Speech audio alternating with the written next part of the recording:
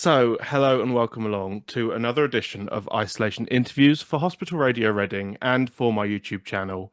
I am super excited by my guest today because I've been trying to get her on this show for a while. I am, of course, talking about the fantastic Shona McGarty. I'll get that right, McGarty. Welcome. How are you? I'm all right. I'm good. Thank you so much for having me. And you're not the only one that gets my surname wrong. Honest to God, over the years I've been called McGarty, uh, McCartney, lots of things. So yeah, but it's McGarty in the Irish McGarty. accent. I mean, that's the thing is it's quite a straightforward name, so I don't know why I got it wrong. But no, as I say, so much to talk to you about. Mm. We will obviously talk about EastEnders because we have to. We'll talk about what you're doing now. But I wanted to kind of go back to where it all began for you. I mean, where did the love of acting come from? How did you know that and music was where you wanted to sort of take your career?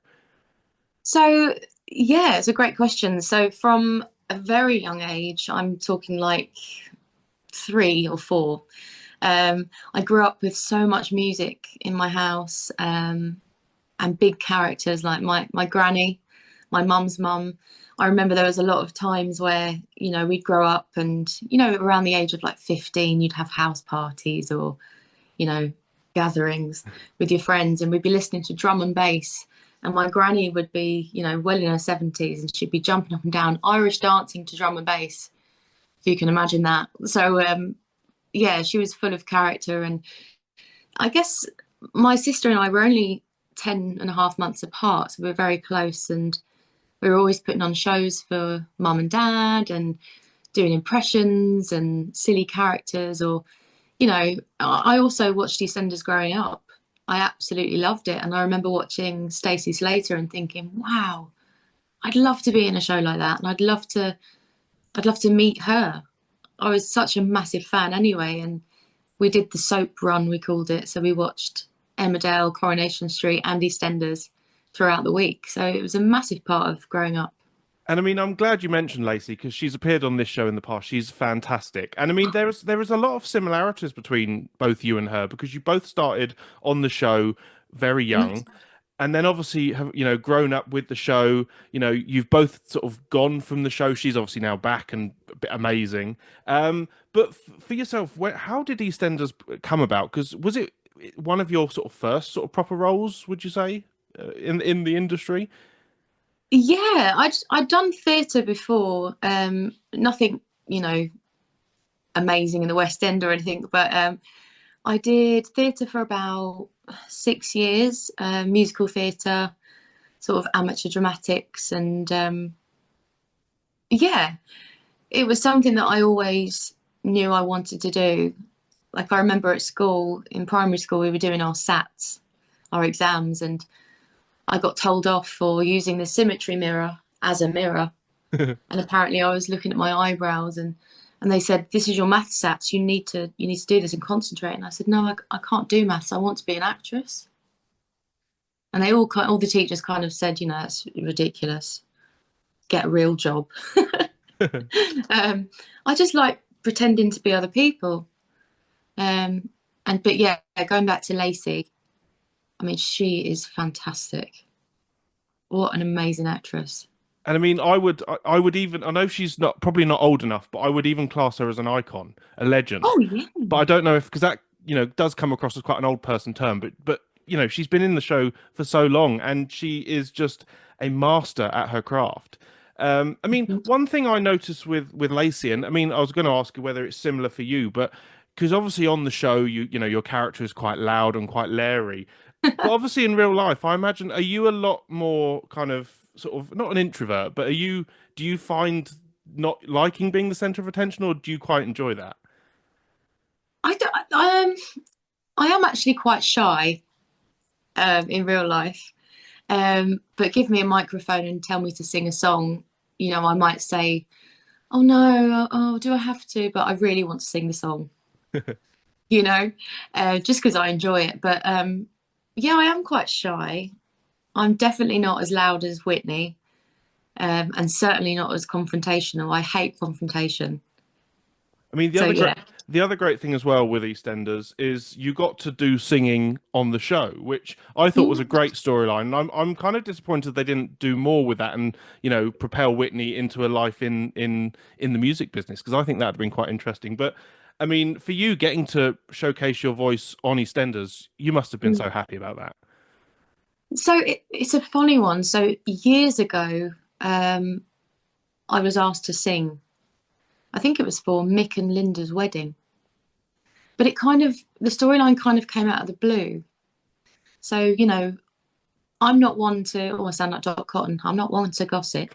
Um, no, but I'm not one to sort of kick up a fuss or, argue about what my character should or shouldn't be doing, because at the end of the day, it's their show, it's their baby, it's their character, not my decision. But I did feel I felt it was very important to say to them that, well, this has kind of come out of the blue. We don't know that Whitney's ever been able to sing or even had a passion for music.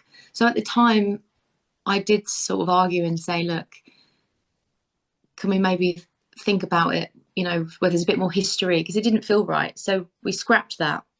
And then later on, when Rocky arrived on the scene, he kind of got Whitney to sing, and it was great. I was a bit nervous because I thought, there's that thing of, you play a character, you should never bring your personal life into that, because then it's just you.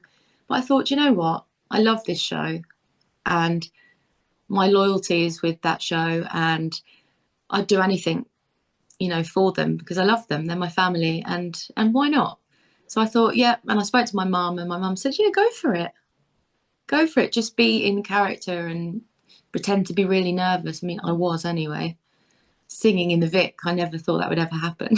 And did you actually see, was that sung live when during the recording, or because I know sometimes in programs they'll kind of dub it on afterwards, or you'll go into a studio and do it. So was that actually done proper live on set? I sang along with it live, but no, it was pre-recorded, because in the beginning of the songs they had to get that Whitney was very nervous, so they had to hear it in her singing voice. So at the beginning, if you go back and listen, I kind of sound like a Bee Gees tribute act. It was kind of a bit like, you know. But yeah, it was fun, and it was scary, but also I'll always remember it. And I've still got the poster of, it says Whitney Dean live at the Vic, one night only. I've still got the poster. I took that with me when I left, but it was a really important moment, because I'm looking at all these people in the Vic, like all the iconic characters, but they're also my friends. And it was like we did make that cross connection between Whitney and Shona, and it was lovely. It was like watching these characters, but also my real life friends supporting me in the Vic. It was the most bizarre, surreal thing, but it will stay with me forever. Now, I mean, take us back to where when you first joined the show and meeting all these icons, what was that Mm. like for you? Because, I mean, anyone meeting anyone from the cast of EastEnders would probably be, starstruck, in awe. But what was that like for you going in there and literally probably, meeting them all pretty much at once, I imagine? Yeah, I was so young. I was just 16, and I came in with my mum, and the first person I saw was Jamie Borthwick, who plays Jay. And he was so little. I can't remember how old he was, but he was I mean, he's had a growth spurt since then, but he was tiny. And he was sitting behind the reception desk, and he said, hello, babe. He sounded like a little old Cockney man. I said, hello. And he said, what's your name? I said, Shona. I'm playing Whitney. He went, oh. He went, I'll show you around. I'll look after you, babe. He was like a proper little old man. And I remember that so clearly. And I said to my mum, oh my God, that's Jay. Then I saw the iconic Ian Beale, Adam Woodyatt, and he looked after me straight away. I remember my shoes were too small, and I didn't want to kick up a fuss. So I didn't say anything, and my toes were like scrunched up in my shoes. And my mum said, well, let's just go and tell them. And I said, no, mum, I don't want to, just leave it, it's fine. Because I was so excited to be there. And Adam overheard, and Adam said, are your shoes too small? And I was like, no, it's fine. He said, no, I'll sort it out for you. What size are you? I said, 5. He said, okay. he took me into costume and he said her shoes are too small, and he sorted it all out. And he said, you mustn't be afraid to, you know, speak up. I said, oh, okay. He was lovely. And Barbara Windsor, absolute whirlwind. Now, She's like, am I right in saying that she told you off once? yeah, she did. So it went from the first time I met her, she said to me, oh, darling. She went, oh, are those tits real? And I went, what? She said, your tits and your teeth, are they real? I said, yeah. She went, oh, good for you. And I just thought, she is an absolute queen. I just loved her so much. From the first minute I met her, I just thought, what a lady. So, and then years later, I was late. I was late for work. And stupidly, I only lived around the corner. And she told me off. She took me into the green room, closed the door, and she said, you've got an amazing opportunity here, darling. And I said, okay. She went, you cannot be late. I said, I know, I'm sorry. No, there's no need saying sorry to me. You've got to apologise to all the people, you've cost money, you know, and all of this. And she really told me off in the nicest way. But it really shaped me as a professional working adult. And if you're going to be told off by anyone, it's got to be Barbara Windsor, I imagine. 100%. It was iconic. And then we obviously have to talk about two people that are very close to your character, and that is, of course, Natalie Cassidy and Patsy Palmer, who fantastic. We will talk about the live episodes and the 40th anniversary in a little while. But I mean, what is it like working with icons like that, and them being your family on screen? Honestly, Patsy and Natalie, I don't even know where to start. They live in my heart, you know. Growing up with Patsy on set was just everything to me. She is the most beautiful, kind soul. She's funny, she's caring, you know, she really took me under her wing. And I still call her mummy. Every time we text each other, I sign off as, you know, bye mummy, good night mummy. And Natalie, I call her Auntie Nat Nat. Oh, they are both gorgeous, and they are like sisters in real life. They really are. We're like a family, and Natalie is one of my best friends. And I mean, obviously, we know that Natalie is, or I think she's finished now, but is leaving EastEnders. I mean, because obviously you've been through that, and you've now, you know, you've obviously left the show, and I can't believe you've nearly been gone a year. But are you quite proud of her taking that step, because she could do anything, and I mean anything? You must be super excited to see what's next for her. I am. When I heard that she was leaving, obviously we were talking on the phone, and I just said, good for you, because I know how much courage that takes, you know. And she's been in the show on and off a lot longer than I have, and she literally has grown up there, you know, since playing that little girl with the trumpet. But I'm really proud of her, because it's such a brave decision. I know that she's going to be absolutely fine, and she'll do lots of things, because she is a fantastic comedian as well. But she's a fabulous actress and a wonderful person. She will do lots of things.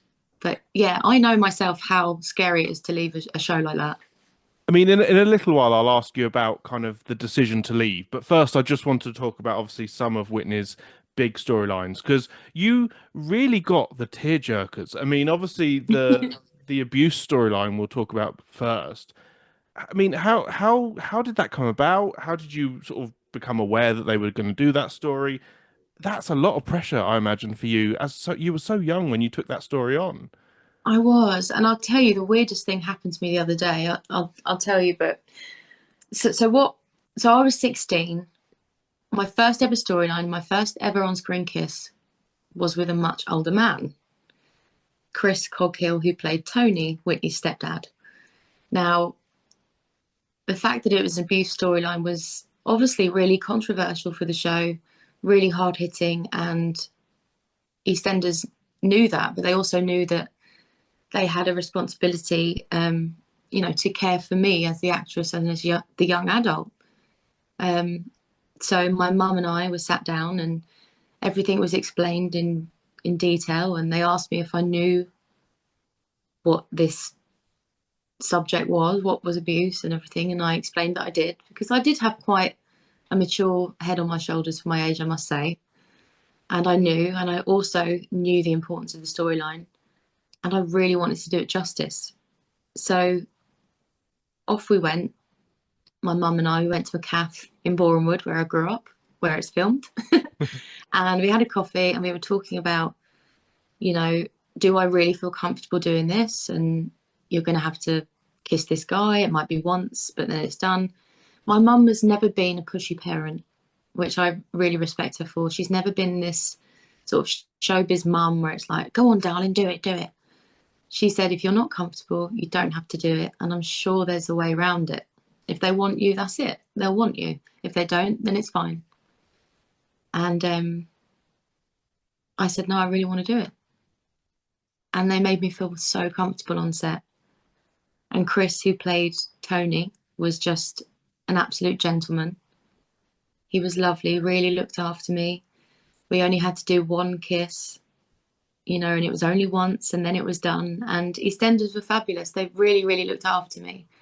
And the funny thing I was going to tell you is 2 days ago, I lived in a little village not far from Bournemouth, and I was in the garage getting petrol, and I went in to pay, and there's a man in front of me, and he turned round, and it was Chris.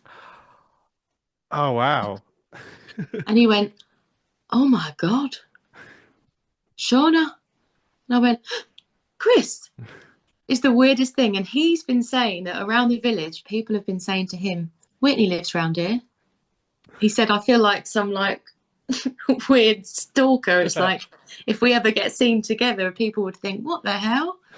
But yeah, that was weird. So I don't know. I felt like it was meant to be. I've left the show. He's left the show. Things come round in circles. It's funny what happens, isn't it, in life? Is it quite strange? Because when you meet someone who you've not seen for a long time, sometimes you click back into place, and it's like you've it's been 5 minutes. Sometimes it can be very awkward. So, I mean, was it quite like just like you were back, sort of however long ago it was, you just click back into place? Yeah, it was like we spoke about the storyline and how crazy it was. Because obviously he got quite a lot of abuse on the street, because it was huge, the storyline. I remember driving to work with my mum, and I was sitting in the car with my mum, and we were listening to the radio, and it was all over the radio. People arguing on, LBC about should this be allowed and things like that, because it was massive. So we were talking about that, and I guess he hasn't seen me since I'm a woman now. So it was bizarre. I mean, I was going to say, the other storyline we must mention as well is, of course, the stillbirth, which, yourself and James played that amazingly. I mean, when you're doing that, I imagine a lot of research has to go into that. So how did you kind of get, because I mean, I hope you don't mind me saying you've never had children yourself. So how do you get used to that kind of situation? Yeah, it was, I remember when they told James and I about that storyline, obviously we were very excited, but then we, realised what that story was and what it would mean to so many women and men. It was huge. We felt really honoured. So we were very grateful. And EastEnders said, right, we need you to do your research. So we're going to speak to a lot of women and men who've been through this and put you on a call with them so you can have an in-depth conversation about their experiences. And so that's what we did. And they shared their stories. And I must admit, I got off the phone and I cried because I couldn't believe how brave they'd been to tell me their stories. And also, it was huge. I did feel a lot of pressure to get it right. I didn't want these women to look back and think, well, that's not what it was like for me. You know, it really did mean a lot to me and James to make sure it was portrayed in the right way. And we took it really seriously. It was hard. Filming those scenes was really hard. And I know he won't mind me saying the director, Colleen O'Scully, his name is, he's a gorgeous Irish director, one of my favourite directors, and he lost a baby. And that was hard for him. But he wanted to do that storyline. He wanted to direct that storyline because it meant a lot to him and his wife. So everyone had their own experiences, and a lot of the crew as well were sharing their experiences, and it was an amazing moment for everybody. Yeah, we felt very honoured to be entrusted with that. I was going to say your performances were fantastic, and you know all the awards should have gone to you. Thank you. And the other thing I wanted to obviously talk about is when you came to was it your decision to leave, or how did that come about? The kind of the choice to go. So, to be completely honest, I would say over the years, I mean, everybody knows when you're in a long running series like EastEnders, they don't allow you to do many things. You're kind of contracted in. That's it. That's just the way it is. You know, which is fine because EastEnders is huge and you're always busy and it's a fabulous place to work. But when you've got that little creative, bubbly feeling in your stomach as an actress and as a creative, you kind of, I wanted to do other things. And things were coming in, you know, singing opportunities, acting opportunities. And every time I put things forward, it was a no because, oh, you'd be too busy, or, you know, we don't want you to do that for that channel or whatever. And I just thought, well, I'm going to have to go. So I just thought, I'm going to jump. So I did. Because you stayed longer than the average actor on a soap, because normally it's typically sort of 3 or 4 years people will stay on a show. You Yeah. stayed on for, I mean, what, 13, 14 years, something like that? Long, 16. there we go, 16. So a little bit longer than most. So do you think that as you've got older, you feel that maybe you know that kind of feeling inside of wanting to do more has like you say taken over a bit? Do you think that when you're younger you maybe thought, oh, you know, I can make it work, whereas now a bit more confident, would you say, as you've got older? Oh, definitely. Definitely. I remember being on that show for so long, and I think it was probably, I'd say I've been toying with the idea of leaving for about 4 years at the time. And I just knew that I had to jump. I just knew.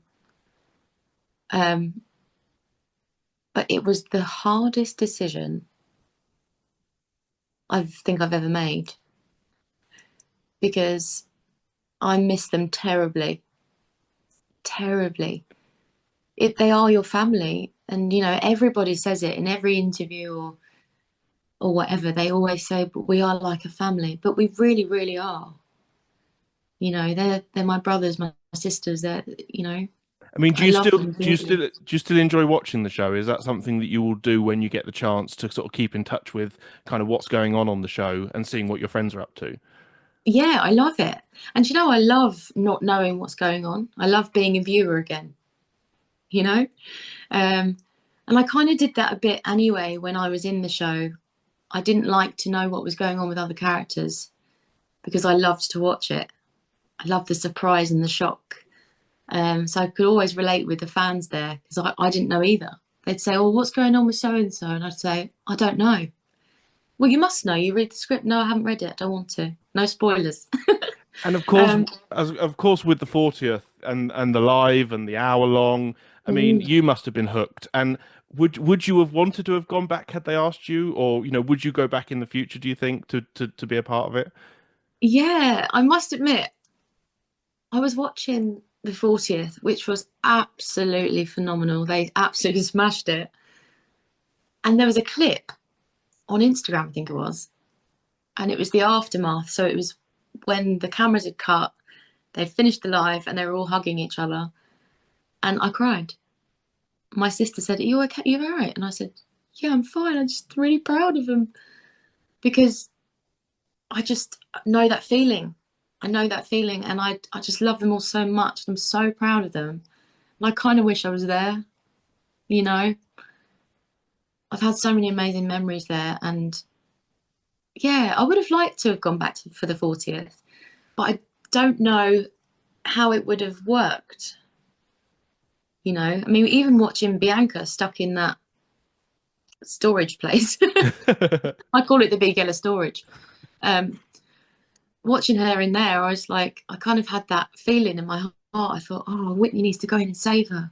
I imagine Like I Whitney got, would have had a few words to say with Reese, let's say, I imagine. yeah, and I feel like I'm just waiting for the right time. I think I would definitely go back because I love EastEnders and I love Whitney.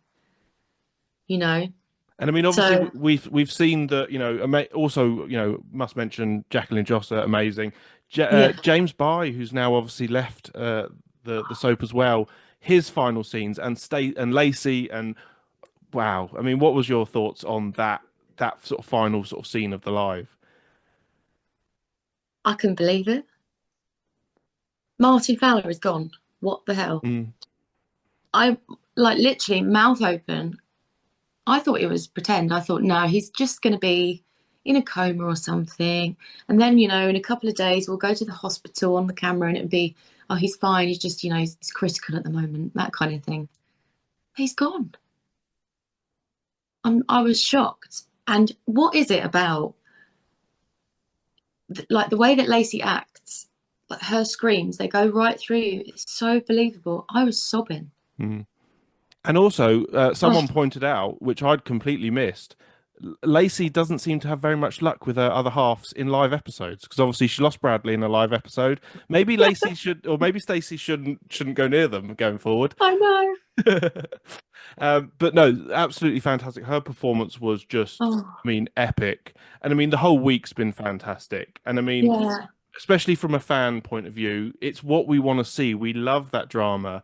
Um, and I imagine because were you ever involved in a live? I mean, that must be quite exciting as an actor to really show off your talents because soap actors, I stand by this. Soap actors are some of the best actors this country has. Yourself, Lacey Turner, people like you're fantastic because you don't just have to learn a script and perform it. You have to do it so quickly. You have to be on point. So I mean, it must be fantastic. It really is. I mean, I've always said EastEnders, any soap is the best place to learn because, like you say, it's so fast. I've seen some huge actors come into EastEnders and they can't do it because they're not used to the fast pace. They're like, what? What do you mean it's in the can and it's done? It's like, yeah, that's it. It's done. The scene's done. Well, oh, okay. It's like you have to be on it the whole time, know your lines, stand on your mark, do the scene, and it's done. We just keep moving. It's a machine. It's amazing. So it is the best place to learn as a young actress, especially. I definitely learnt my craft there. And I'm so grateful for that. Um, but yeah, I was part of a live. I didn't have much to do, but I remember being absolutely petrified. I had one line, and I think it was, "Oh, shut up, Billy, you muppet." I had to stand up and say, "Shut up, Billy, you muppet," and then sit down. And my heart was beating out of my chest the whole time. But honestly, it's the most nerve-wracking thing. But yeah, like I said, watching this one, this year especially, oh, I would love to have been part of it. It made me miss it even Mm. more. And I feel like we're slowly talking about Lacey a bit too much. But I mean, the other thing that was pointed out to me as well was she Yeah, would have been heavily pregnant while she was filming all the stunt stuff. I She's had a know. baby and she's come straight back to work to do the live. And I hadn't even clocked that. So She's Wonder Woman. I'm exactly. telling you, she is Wonder Woman. I love her so much. She calls me potato.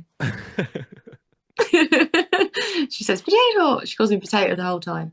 I adore that woman. She is. She knows I love her. I love Lacey so much. She is one of the best actresses in that show. Hands down, definitely. Yeah. Now we must talk a bit about what you've been doing since leaving EastEnders. Of course, you got to perform in front of the King. What was that like? Crazy. An absolute honor, but also the most nerve-wracking thing I think I've ever done. Um, yeah, it was insane. I felt really it was a really humbling experience. And having to do the little sort of curtsy bow was amazing. I felt like a real lady. And did because I know you're not supposed to talk about what you talk about with the royal family, but did you Yeah. get to say what you wanted to say to him? Were you quite? Yes, I did. That was quite a nice Yes. experience, I imagine. It was amazing. And my mum and dad were there, so that meant a lot. And I mean, obviously, apart from the music, which I mean, will we ever get to hear you release music? Is that something you would love to do in the future?